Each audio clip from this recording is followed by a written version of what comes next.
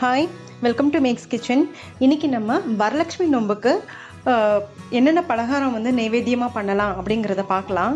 நாங்கள் எங்கள் வழக்கப்படி சுய்யம், வடை, அப்பம், பாயாசம், அப்புறம் கொழுக்கட்டை இதெல்லாம் பண்ணுவோம். வரும் வாரங்களில் உங்களுக்கு இந்த மாதிரி நைவேத்தியம் தான் வரப்போகுது. ஸோ வரலட்சுமி நோம்புக்கு யாரெல்லாம் பிகினஸாக இருக்கீங்களோ இல்லை ஆல்ரெடி உங்களுக்கு தெரிஞ்சிருக்கோம், நாங்கள் எப்படி பண்ணுவோம் அப்படிங்கிறத தான் நான் உங்கள் கூட ஷேர் பண்ணிக்க போகிறேன். இது உங்களுக்கு ரொம்ப யூஸ்ஃபுல்லாக இருக்கும்னு நினைக்கிறேன். ஸோ இன்றைக்கி நம்ம பார்க்க போகிறது ஃபஸ்ட்டு ஸ்வீட்லேருந்து ஸ்டார்ட் பண்ணுவோம். ஸோ சுய்யம் எப்படி பண்ணுறது, அதாவது செட்டிநாடு பக்கம் சுழியம்னு சொல்லுவாங்க, சுசியம்னு சொல்லுவாங்க, நாங்கள் சுய்யம்னு சொல்லுவோம். ஸோ சுயம் எப்படி பண்ணுறதுன்னு பார்க்கலாம். இது வரலட்சுமி நோம்புக்கும் சரி, கேதாரகௌரி நோம்பு இல்லை விநாயகர் சதுர்த்தி, யுகாதி எல்லாத்துக்குமே நாங்கள் எங்கள் வீட்டில் பண்ணக்கூடியது. கண்டிப்பாக இந்த ரெசிபியை ஃபுல்லாக பாருங்கள். ஈஸியாக பண்ணலாம், பிகினர்ஸ் கூட பண்ணிடலாம். ரெசிபி எப்படி பண்ணுறதுங்கிறத இப்போ பார்க்கலாம் வாங்க. நம்ம சேனலை இன்னும் சப்ஸ்கிரைப் பண்ணாதவங்க மறக்காமல் சப்ஸ்கிரைப் பண்ணிக்கோங்க. பக்கத்தில் இருக்கிற பெல் ஐக்கானையும் ப்ரெஸ் பண்ணுங்கள். அப்போ தான் நான் போடுற வீடியோவோட அப்டேட்ஸ் உங்களுக்கு வரும். சுயம் பண்ணுறதுக்கு ஃபஸ்ட்டு கடலைப்பருப்பை ஒரு அழகு கடலைப்பருப்பை எடுத்திருக்கேன். ஒரு அழகு கடலைப்பருப்பை ஒரு 1 hour நீங்கள் கழுவி ஊற வச்சுக்கோங்க. ஊற வச்சுட்டு குக்கரில் இதை நல்லா பாயில் பண்ணிக்கலாம். நம்ம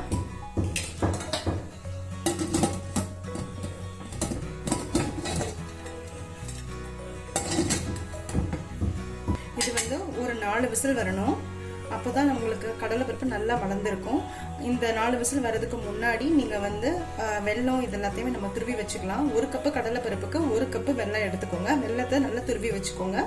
இப்போ இது 4 விசில் வந்துடட்டும். குக்கரில் கடலைப்பருப்பு வேக வச்சிருந்தோம் இல்லையா, அது ஒரு 4 விசில் வந்ததுக்கப்புறமா நான் ஆஃப் பண்ணிட்டேன். இப்போ ஸ்டீமும் போயிடுச்சு. இந்த டைமில் நம்ம பார்க்கலாம்.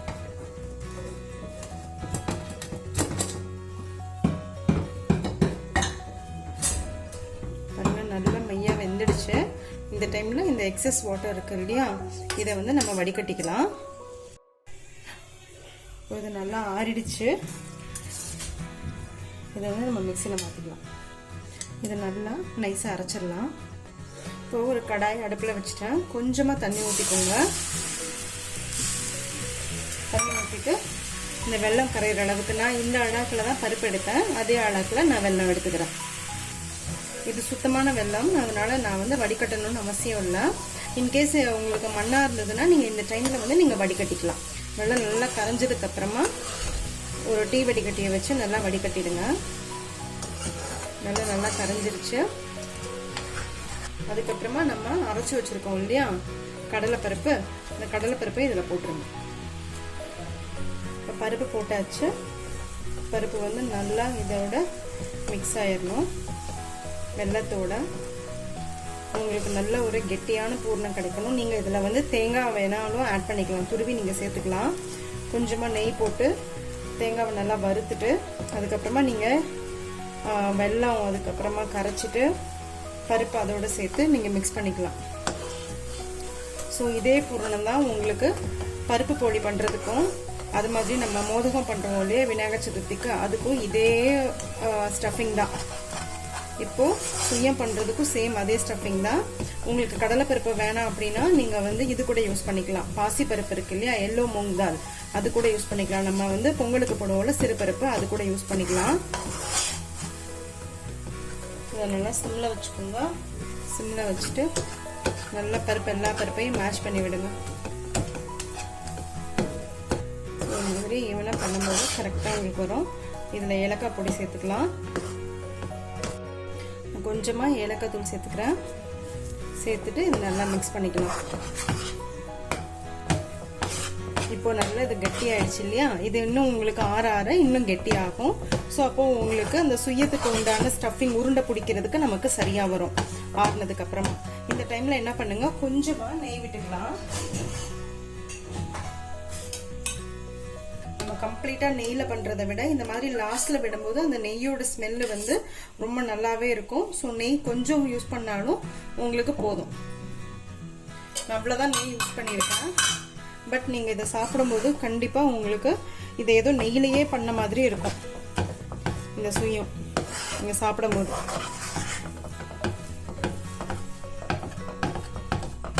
ஸோ அவ்வளோதான், இதை ஆஃப் பண்ணிடலாம். இந்த சூடே போதும். பாருங்க நல்லா கெட்டி ஆயிடுச்சு.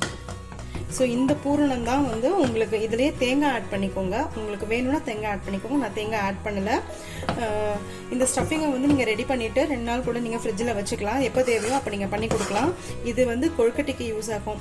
கடலைப்பருப்பு கொழுக்கட்டை நம்ம பண்ணுவோம் இல்லையா, மோதகம் பண்ணுவோம் இல்லையா, அதுக்கு இது யூஸ் ஆகும். போலி பண்ணலாம், பருப்பு போலி பண்ணலாம், அப்புறம் இப்போ பண்ணுற சுயம் பண்ணலாம். ஸோ இதில் வந்து ஏகப்பட்ட ஸ்வீட் வெரைட்டி பண்ணலாம் இந்த ஒரே ஒரு ஸ்டஃபிங்கை வச்சு. ஸோ பேஸ் இதுதான். உங்களுக்கு வேணும்னா நீங்கள் தேங்காய் ஆட் பண்ணிக்கோங்க. பட் நான் இன்றைக்கி தேங்காய் ஆட் பண்ணலை. இந்த டைமில் நான் ஆஃப் பண்ணிடுறேன். ஆஃப் பண்ணிவிட்டு குட்டி குட்டி பாலாக உங்களுக்கு எவ்வளோ சைஸுக்கு தேவையோ சுயம் அதை நீங்கள் ரெடி பண்ணி வச்சுட்டு அதுக்கப்புறமா நம்ம மேல் மாவு ரெடி பண்ண ஆரம்பிச்சிடலாம். இப்போ இதை ஆஃப் பண்ணிடுறேன். நான் வந்து ஆறுன பூர்ணத்தை வந்து இது மாதிரி சின்ன சின்னதாக உருண்டை ரெடி பண்ணி வச்சுட்டேன். மொத்தமாக இன்றைக்கி 20 உருண்டை வந்திருக்கு. 20லேருந்து 22 வரும் உங்களோட நீங்கள் போடுற சைஸை பொறுத்து. இப்போ அடுத்து வந்து இதுக்கு உண்டான மேல் மாவு ரெடி பண்ணிடலாம். ஒரு பாத்திரத்தில் மைதா மாவு 6 ஸ்பூன் மைதா மாவு, ஒரு 1.5 ஸ்பூன் அரிசி மாவு, ஒரு சின்ன கிறிஸ்பினஸ்க்காக கொஞ்சமாக இந்த மேல் மாவுக்கு தேவையான உப்பு, கொஞ்சமாக சோடா மாவு, இவ்வளோண்டு தான் போடுற சோடா மாவு பார்த்துக்கோங்க. போட்டுட்டு இதை நல்லா மிக்ஸ் பண்ணிடலாம். சைமல்டேனியஸாக நீங்கள் எண்ணெயும் அடுப்பில் வச்சுடுங்க. ஸோ இது மாவு ரெடி ஆகிறதுக்குள்ள எண்ணெயும் காஞ்சிரும். ஸோ டக்குன்னு நம்ம பொரிச்சு எடுத்துடலாம். இட்லி மாவு பதத்துக்கு நீங்கள் ரெடி பண்ணிக்கோங்க.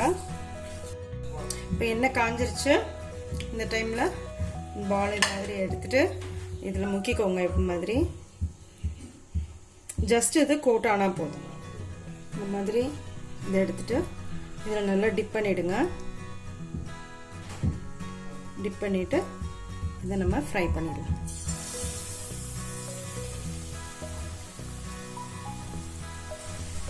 இதில் வந்து மைதா மாவில் தான் நீங்கள் போடணும்னு இல்லை. இன்கேஸ் இட்லி மாவு நீங்கள் ஃப்ரெஷ்ஷாக ஆட்டின இட்லி மாவு இருந்ததுன்னா, மைதா மாவு வேணாம் அப்படின்னா நீங்கள் இட்லி மாவில் கூட ஃப்ரை பண்ணுங்க.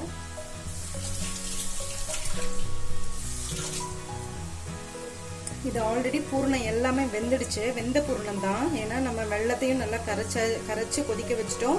கடலைப்பருப்பை வேக வச்சு அரைச்சி போட்டிருக்கோம். அதனால பூரணம் வந்து கம்ப்ளீட் குக்டு. வெளியே இருக்கிற மாவு மட்டும்தான் குக் ஆகணும். அதுக்கு கலர் மாறணும்னு அவசியம் இல்லை.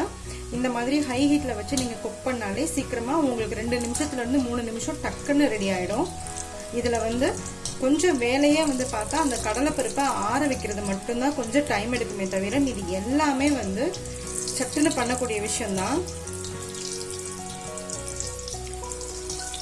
நார்மலாக நாங்கள் வந்து இது வரலட்சுமி நோம்புக்கு பண்ணுவோம், அப்புறம் கேதாரகௌரி நோம்புக்கு பண்ணுவோம். வீட்டில் என்ன ஒரு ஃபெஸ்டிவல்னாலும் நாங்கள் ஃபஸ்ட்டு பண்ணக்கூடியது இந்த சுயம்தான். ஸோ இப்போ வரலட்சுமி நோம்பு வேறு வருது இல்லையா. ஸோ உங்களுக்கு இது வந்து பண்ணுறதுக்கு வந்து பிகினர்ஸ் கூட இது பண்ணலாம். தப்பு ஆகுறதுக்கு வாய்ப்பே கிடையாது. ரொம்ப ஈஸியாக பண்ணக்கூடிய ஒரு ஸ்நாக் ஐட்டம்.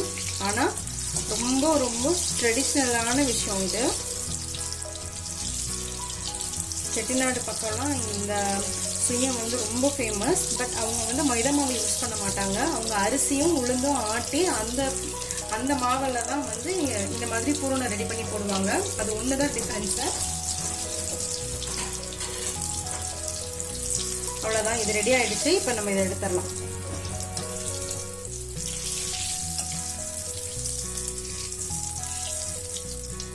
சூப்பரான சுயம் ரெடி.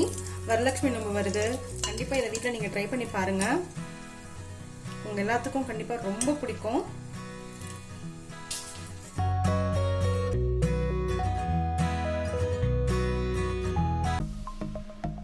சப்ஸ்கிரைப் பண்ணுங்கள். மறக்காமல் பெல் ஐக்கானை ப்ரெஸ் பண்ணுங்கள். அப்போ தான் நான் போடுற வீடியோஸோட அப்டேட்ஸ் உங்களுக்கு வரும். லைக் பண்ணுங்கள், கமெண்ட் பண்ணுங்கள், ஃப்ரெண்ட்ஸோடு ஷேர் பண்ணுங்கள். தேங்க்யூ.